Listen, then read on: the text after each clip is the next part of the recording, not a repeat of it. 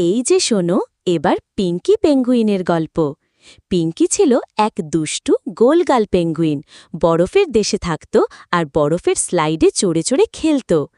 একদিন খেলতে খেলতে ওর প্রিয় ছোট্ট টুপি হাওয়ায় উড়ে গেল।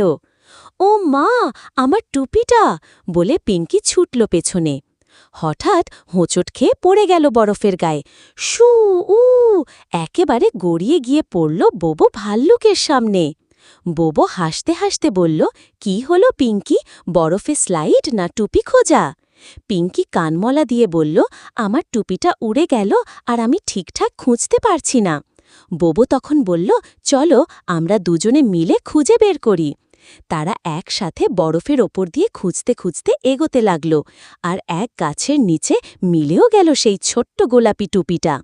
পিঙ্কি খুশিতে জড়িয়ে ধরল বোবোকে। তুমি না থাকলে আমি একা পারতাম না। এই তো শেষ বাবুদের গল্প। আর শিক্ষাটা কি বলো তো?